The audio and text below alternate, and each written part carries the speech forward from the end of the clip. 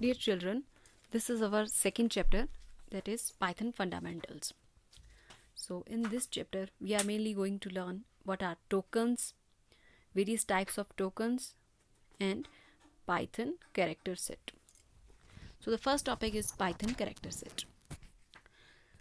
अब आपको पता है कि जैसे हर एक लैंग्वेज का अपना एक कैरेक्टर सेट होता है. फॉर एग्जांपल इंग्लिश में मेनली हम डील करते हैं अल्फ़ाबेट्स के साथ, मैथ्स में हम डील करते हैं नंबर्स के साथ.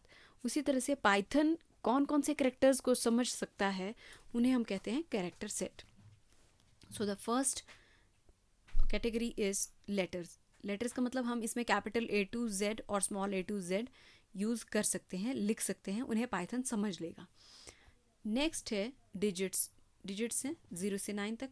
स्पेशल सिंबल्स जितने भी लगभग कीबोर्ड पे हैं वो सारे के सारे पाइथन समझ सकता है. वाइट स्पेसेस का मतलब जब हमें दो वर्ड्स के बीच में गैप छोड़ना हो तो वहाँ पे हम ब्लैंक स्पेस यूज़ करेंगे. जब हमें सिंगल स्पेस से ज़्यादा गैप छोड़ना होगा तो वहाँ टैब यूज़ करेंगे. कैरेज रिटर्न का मतलब एंटर वाला जो इफ़ेक्ट होता है. तो इस तरह से न्यू लाइन का मतलब जब हमें यहाँ पे ख़त्म हो रही है लाइन तो नेक्स्ट लाइन में जा रहे हैं. तो ये सारे के सारे जो कैरेक्टर सेट हैं वो मिलकर जो हम पाइथन में हम यूज़ कर सकते हैं. और यूनिकोड और एस्की के अंदर जितने भी कैरेक्टर्स हैं तो आप नेट पर उसका चार्ट देख सकते हैं एस्की और यूनिकोड का. तो जितने भी कैरेक्टर्स उसके अंदर हैं वो सारे के सारे पाइथन जो है वो समझ सकता है. तो मेन जो मोस्ट इम्पॉर्टेंट टॉपिक है पूरे सिलेबस में वो है आपका टोकन्स. क्योंकि ये अगर आपको टोकन्स सारे के सारे समझ आ जाएंगे तभी आप आगे प्रोग्राम्स बना पाओगे, क्योंकि प्रोग्राम्स जो है इन सब से मिलकर ही बनते हैं. जब भी एक प्रोग्राम बनाओगे तो इनमें से कोई ना कोई चीज़ ज़रूर यूज़ होगी. तो पहला जो टोकन है दैट इज़ कीवर्ड.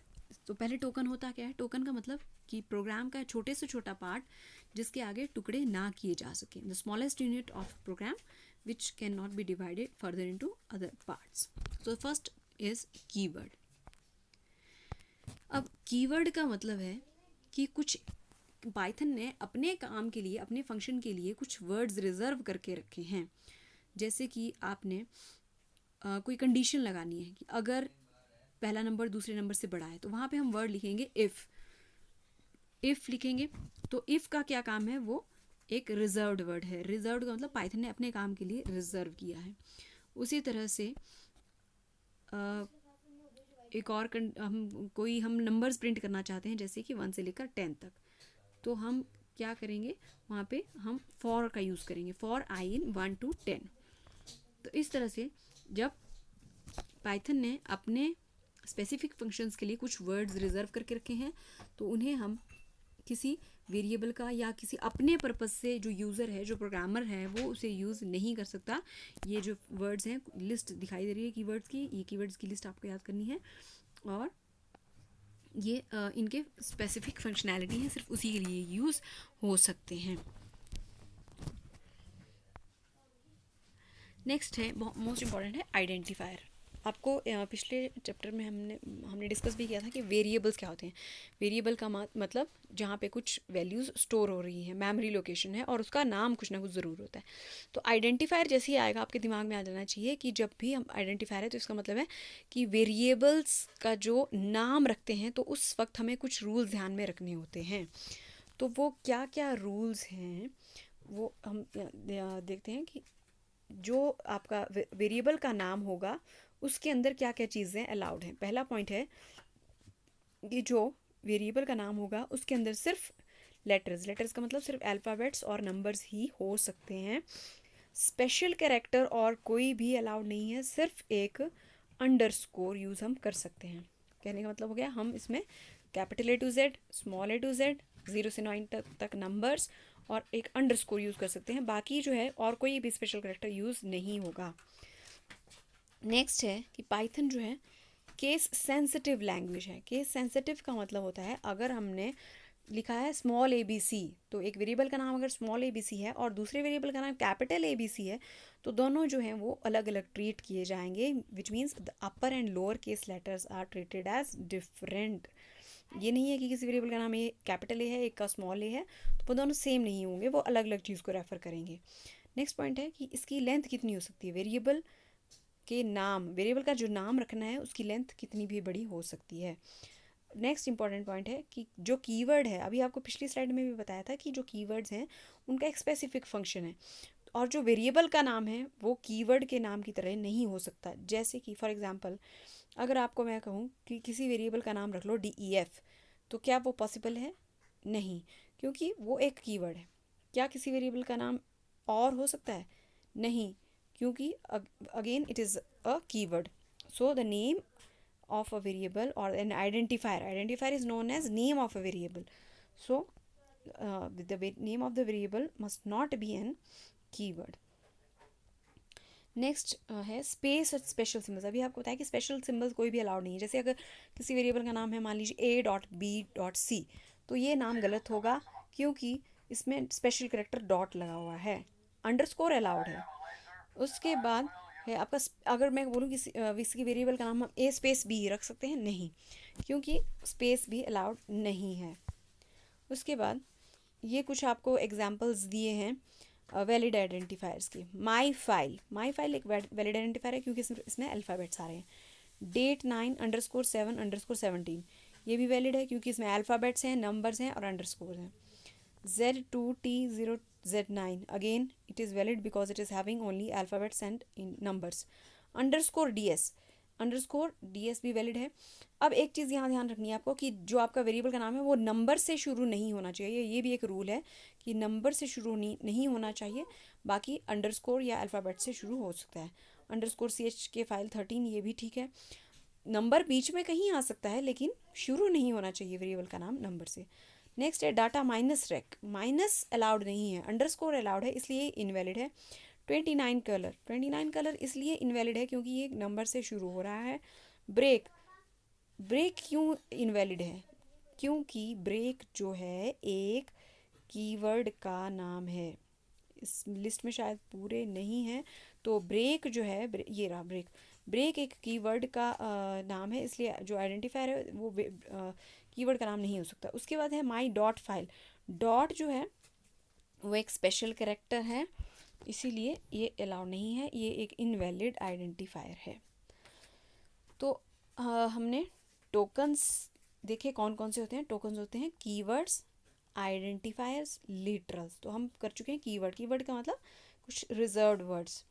आइडेंटिफायर्स का मतलब जो नेम्स ऑफ अ वेरिएबल्स। अब नेक्स्ट कैटेगरी हम करेंगे लिटरल्स। आपने हम दो चीज़ें की थी, वेरिएबल और उनकी वैल्यू। वेरिएबल का मतलब होगा कोई नाम है, मेमोरी लोकेशन है, रैम के ऊपर जो स्टोरेज हमने कर रहे हैं उस चीज़ का क्या नाम है, और वेरिएबल में हमेशा कोई ना कोई वैल्यू रखी जाती है। तो लिटरल का मतलब है कि वैल्यू। लिटरल को हम कांस्टेंट वैल्यूज़ भी कह सकते हैं। अब जितनी तरह के वेरिएबल्स होंगे उतनी ही तरह की उनकी वैल्यूज़ होंगी। जैसे जितने तरह की डेटा टाइप्स होंगे। जैसे स्ट्रिंग डेटा टाइप है। स्ट्रिंग का मतलब है कि अगर हमने अपना नाम स्टोर करना है, डबल कोटेशन या सिंगल कोटेशन या ट्रिपल कोटेशन के अंदर कोई भी चीज़ रहती है उसको स्ट्रिंग बोलते हैं, और ये स्ट्रिंग वेरिएबल की वैल्यू है। तो लिटरल से याद रखना है कि वैल्यू है। न्यूमेरिक लिटरल का मतलब न्यूमेरिक वैल्यू। न्यूमेरिक वैल्यू कई तरह की हो सकती है, डेसिमल वैल्यू हो सकती है, इंटीजर वैल्यू हो सकती है, ये एक कॉम्प्लेक्स नंबर है। उसके बाद आपका बुलियन लिटरल जो है इसका मतलब बुलियन वैल्यू। बुलियन एक ऐसी वैल्यू होती है जिसमें कि सिर्फ दो ही वैल्यूज आ सकती हैं, या तो ट्रू या फिर फॉल्स, इसके अलावा तीसरी और कोई वैल्यू नहीं आ सकती। स्पेशल लिटरल नन है। तो ये कुछ एक एग्जांपल्स हैं स्ट्रिंग लिटरल के। अब इस लाइन को आपने ध्यान से देखना है। टेक्स्ट असाइनमेंट हेलो वर्ड, यहाँ पर टेक्स्ट जो है वो वेरिएबल का नाम है, ये एक आइडेंटिफायर है, और हेलो वर्ड उसकी वैल्यू है, इसलिए क्या कहेंगे, टेक्स्ट जो वेरिएबल है और हेलो वर्ड स्ट्रिंग लिटरल है। सिमिलरली आपको बताया कि जो स्ट्रिंग्स हैं उनको सिंगल कोट्स के अंदर भी रख सकते हैं और डबल कोटेशंस के अंदर भी रख सकते हैं। ये एक मल्टी लाइन स्ट्रिंग का भी एक एग्जांपल देख लेते हैं। मल्टी लाइन स्ट्रिंग का मतलब जब आपकी बहुत बड़ा पैराग्राफ कोई लिख रहे हो, किसी स्ट्रिंग की वैल्यू बहुत बड़ी है, तो वो सिंगल लाइन में नहीं आ रही है, तो हम उसको मल्टीपल लाइंस में लिखना पड़ता है। वहाँ पे हम जो है 3 कोट्स लगाते हैं। 3 कोट्स लगाने से क्या होगा, उसको आप मल्टीपल लाइंस में लिख सकते हैं। न्यूमेरिक लिटरल का मतलब न्यूमेरिकल वैल्यू। जैसे अगर आपको पूछूं 10, 20, 30, तो ये किस तरह की वैल्यूज़ हैं, ये न्यूमेरिक वैल्यूज़ हैं। उसी तरह से 2.0, 17.5, तो ये हो गई सारी फ्लोटिंग वैल्यूज़। तो यहाँ पे डेसिमल्स नहीं बोलते हैं बल्कि इनको फ्लोटिंग वैल्यूज़ बोलते हैं। उसी तरह से आपने मैथ्स में पढ़ा होगा एक्सपोनेंशियल, जहाँ पे हम ई लगाकर, ई का मतलब है 10 टू द पावर, तो -1.7 ई प्लस 8 का मतलब है -1.7 इंटू 10 टू द पावर 8। उसी तरह से 0.25 ई -4 का मतलब है 0.25 इंटू 10 टू द पावर -4। उसी तरह से एक कॉम्प्लेक्स नंबर्स भी होते हैं जिनमें कि आई भी लगा हुआ होता है, एक रियल पार्ट है, इमेजिनरी पार्ट है, और इसमें इस तरह से आपका जो इस फॉर्म में रिप्रेजेंट किए जाते हैं उनको कॉम्प्लेक्स नंबर बोलते हैं। ये सारे के सारे इंटीजर्स हो गए, आपके फ्लोटिंग हो गए, और कॉम्प्लेक्स नंबर्स हैं, ये सारे के सारे न्यूमेरिक लिटरल में आएंगे। बुलियन लिटरल, तो ये आपको बताया कि सिर्फ 2 वैल्यूज़ होंगी, ट्रू या फॉल्स।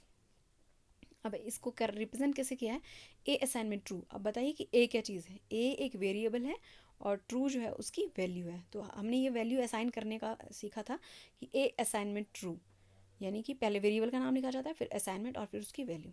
स्पेशल लिटरल, अगर हमें कोई ऐसी वैल्यू है जिसके बारे में हमें पता नहीं है तो वहाँ पे हम नन यूज़ कर सकते हैं। जैसे अगर एक्स की वैल्यू मैं कहती हूँ 10 है, लेकिन तो हम लिखेंगे एक्स असाइनमेंट 10, लेकिन अगर एक्स की वैल्यू मालूम नहीं है तो वहाँ पर हम एक्स असाइनमेंट नन लिख सकते हैं। नेक्स्ट जो कैटेगरी है टोकन्स की वो है ऑपरेटर्स। ऑपरेटर्स का मतलब कोई जब ऑपरेशन परफॉर्म किया जा रहा है, तो ऑपरेशन परफॉर्म करने के लिए हमारे पास कई तरह के ऑपरेटर्स हैं, जैसे कि हमारा अरिथमेटिक ऑपरेटर्स हैं, रिलेशनल, जो मेन कैटेगरीज है वो हम पढ़ेंगे, relational operators, logical operators, assignment operators. तो ये मेन कैटेगरीज हैं, हम यही डिस्कस करेंगे। सबसे पहले हम डिस्कस करेंगे अरिथमेटिक ऑपरेटर्स। अरिथमेटिक ऑपरेटर्स में जो सिंबल्स आप मैथ्स में पढ़ते हैं, प्लस, माइनस, मल्टीप्लाई और डिवाइड, ये बिल्कुल सेम वैसे ही हैं जैसे हम मैथ्स में करते थे। इसमें जो नई चीज़ है एक, वो आपको साइन दिखाई दे रहा है परसेंटेज का, लेकिन ये परसेंटेज नहीं है, ये मॉड्यूलस का साइन है। और अगर मान लीजिए कि हमने लिखा है 4 मॉड्यूलस 2, तो इसका मतलब क्या होगा, 4 को 2 से डिवाइड किया जाएगा और जितना रिमाइंडर कितना रहेगा इस केस में, रिमाइंडर 0 आएगा। तो ये जो है रिमाइंडर बताता है। उसी तरह से नेक्स्ट जो है ये एक्सपोनेंशिएशन का साइन है। तो अगर हम लिखते हैं 2 एक्सपोनेंशिएशन 3, तो इसका मतलब 2 की पावर 3, तो 2 की पावर अगर 3 लिखा है तो इसका मतलब 2 2 4 2 8। और ये जो लास्ट है ये हमारा इंटीजर डिवीजन बताता है, बिल्कुल डिवीजन की तरह ही है, लेकिन ये जो डेसिमल पार्ट है उसको छोड़ देता है, डेसिमल के बाद वाला जो पोर्शन है उसको छोड़ देता है। ये हम डिटेल में करेंगे जब हम ऑपरेटर्स का टॉपिक डिस्कस करेंगे। उसके बाद है रिलेशनल ऑपरेटर्स। रिलेशनल ऑपरेटर्स में हमारे पास कुछ एक साइंस हमने मैथ्स में भी किए हैं, जैसे कि less than, greater than, less than, equal to. Maths में हम लिखते हैं लेस देन और इक्वल टू नीचे, लेकिन कीबोर्ड पर ऐसा कोई सिंबल अवेलेबल नहीं है, इसलिए हमें लिखना पड़ेगा less than, equal to. Next sign है ग्रेटर देन, इक्वल टू। अब पाइथन में ये याद रखना है आपने कि मैथ्स में इक्वल टू का साइन होता है, एक बार हम इक्वल टू का साइन लगाते हैं, लेकिन जो पाइथन है इसमें हमें 2 बार इक्वल टू का साइन लगाना पड़ेगा, और इसको इक्वालिटी ऑपरेटर बोलते हैं। और जो लास्ट वाला साइन है ये रिप्रेजेंट करता है not equal to. Logical operators हमारे पास एंड और नॉट है, इनके हम प्रोग्राम्स की हेल्प से ही इनको समझ पाएंगे कि इनकी वर्किंग कैसे यूज़ होता है। असाइनमेंट ऑपरेटर हमने यूज़ किया था जब हमने आपको बताया था कि वेरिएबल्स को वैल्यू असाइन करनी है, तो हम लिखते थे वेरिएबल का नाम, फॉर एग्जांपल ए असाइनमेंट 10, तो ये इक्वल टू 10 नहीं है, ये ए असाइनमेंट 10 है। तो इससे क्या होगा कि राइट साइड से वैल्यूज़ जो होंगी वो लेफ़्ट साइड पर ट्रांसफ़र होंगी। उसी तरह से इन सब का यूज़ हम एक नेक्स्ट स्लाइड में देखेंगे। तो ये हमारे थे मेजर कैटेगरीज ऑफ ऑपरेटर्स। इसमें आपने एक और जो मेन कैटेगरीज आती है that is unary operator and binary operator. Unary का मतलब जिसमें सिर्फ एक ही ऑपरेंड होता है, और बाइनरी का मतलब जिसमें 2 ऑपरेंड होते हैं। ऑपरेंड का मतलब जिस पर ऑपरेशन परफॉर्म किया जा रहा है। पंक्चुएटर का मतलब है जो एक डाटा यूनिट को दूसरे डाटा यूनिट से सेपरेट करता है, यानी एक डाटा वैल्यू को दूसरी डाटा वैल्यू से सेपरेट करता है। For example A comma B, A 2 data units हैं और इनको सेपरेट कौन कर रहा है, कॉमा। उसी तरह से हम लिख सकते हैं डबल कोटेशंस ए और ए असाइनमेंट डबल कोटेशंस। तो ये जो है जब भी 2 डाटा यूनिट्स को आपस में सेपरेट किया जाता है तो वो कुछ एक सिंबल जो यूज़ होते हैं दोज आर नोन एज पंक्चुएटर्स। तो ये कुछ आपको लिस्ट दिखाई दे रही है यहाँ पे पंक्चुएटर्स की। अब हम देखेंगे एक सिंपल सा प्रोग्राम स्ट्रक्चर। तो पाइथन जब हम प्रोग्राम बनाएंगे तो वो कुछ इस तरह से दिखाई देगा। जो हैश टैग से शुरू होते हैं वो होते हैं कमेंट्स। इनका क्या काम होता है कमेंट्स का, कि ये सिर्फ प्रोग्राम की रीडेबिलिटी बढ़ाते हैं, यानी यूज़र को बताएंगे कि प्रोग्राम का, इस प्रोग्राम में हम क्या करने जा रहे हैं। फॉर एग्जांपल अगर आपने प्रोग्राम लिखा, आज तो आपको उस प्रोग्राम का मतलब पता है, लेकिन आपको हो सकता है 1 महीने बाद आप उस पर्टिकुलर लाइन का, उस पर्टिकुलर कोड का मतलब आपको याद नहीं रहता। तो उसके साथ ही हम जहाँ एक प्रोग्राम की लाइन लिखी हुई है उसी के साथ हम उसका थोड़ा सा हिंट में लिख सकते हैं, हाँ कि इस लाइन का ये मतलब है। तो वो जो कमेंट्स होते हैं वो प्रोग्राम की रीडेबिलिटी बढ़ाते हैं, यूज़र की हेल्प करते हैं, और इनका जो प्रोग्राम एग्जीक्यूशन पर कोई फ़र्क नहीं पड़ेगा। यानी जो इस प्रोग्राम का आउटपुट आएगा उसका कमेंट से कोई लेना देना नहीं है, ये बस यूज़र की हेल्प कर रहे हैं। सिंपल इंग्लिश में आप इसमें कुछ भी लिख सकते हैं, प्रोग्राम के कोड की मीनिंग लिख सकते हैं। उसके बाद फंक्शंस, वैसे अभी आपको लेटर ऑन है, नेक्स्ट ईयर हैं, फिर भी आप थोड़ा सा देख सकते हैं कि फंक्शन जो है डेफ से स्टार्ट होते हैं, आगे फंक्शन का नाम होगा और इस तरह से ब्रैकेट्स होते हैं इसमें। बाकी हम मेनली स्टेटमेंट्स करेंगे इस साल। तो स्टेटमेंट्स में क्या होगा कि सिंपल, ये हमने देखिए असाइनमेंट स्टेटमेंट लिखी हुई है। ए वेरिएबल का नाम है, 15 उसकी वैल्यू है। उसी तरह से बी वेरिएबल का नाम है, 20 उसकी वैल्यू है। प्रिंट भी एक स्टेटमेंट है जो इन दोनों नंबर्स को ऐड करके हमें रिजल्ट देगा, यानी कि 15 + 20 का जो रिजल्ट है वो हमें देगा। नेक्स्ट है इंपॉर्टेंट पार्ट है इंडेंटेशन। इंडेंटेशन का मतलब जब भी हम किसी ब्लॉक को लेफ्ट, बाकी सभी लाइनें देखिए अब लेफ्ट साइड से शुरू हो रही हैं, लेकिन ये जो कुछ एक पैराग्राफ्स हम बनाते हैं वो लेफ्ट साइड में से शुरू नहीं होती है, बल्कि एक टैब जितना स्पेस छोड़ते हैं, यानी कि कीबोर्ड पर टैब दबाते हैं और फिर उसके बाद जितना टाइपिंग है वो शुरू करते हैं। तो इस चीज़ को इंडेंटेशन कहते हैं। और इस इंडेंटेशन के अंदर जो लाइंस लिखी हुई हैं उनको ब्लॉक कहते हैं, यानी कि ये जो वाइट स्पेस दिखाई दे रहा है ये इंडेंटेशन है, और इस इंडेंटेशन के अंदर जो हमने लिखा हुआ है दैट इज़ ब्लॉक। और फंक्शन कॉलिंग, जब फंक्शन का नाम ऊपर हमने हेलो लिया था, यहाँ पे हेलो लिखकर हम इसको दोबारा यूज़ कर रहे हैं, that is known as function calling. अभी सिर्फ आपने स्टेटमेंट्स, ब्लॉक, कमेंट्स यही पढ़ने, फंक्शन अभी नहीं है। उसके बाद अब पाइथन के प्रोग्राम में हमें क्या क्या चीज़ें देखने को मिलती हैं। स्टेटमेंट्स, स्टेटमेंट का मतलब जैसे आपको पता है असाइनमेंट स्टेटमेंट होगी, ए असाइनमेंट 10, सी असाइनमेंट A+B, या फिर एक्सप्रेशन भी हम इसमें यूज़ कर सकते हैं। एक्सप्रेशन का मतलब हो गया जैसे कि अरिथमेटिक ऑपरेटर्स यूज़ करके, प्लस माइनस मल्टीप्लाई डिवाइड, या फिर रिलेशनल ऑपरेटर्स यूज़ करके, यानी कि लेस देन ग्रेटर देन। और एक प्रोग्राम के अंदर कमेंट्स भी हो सकते हैं जो कि हैश से शुरू होते हैं। एक फंक्शन हो सकता है उसके अंदर, और ब्लॉक्स और इंडेंटेशन हो सकती हैं। Thank you.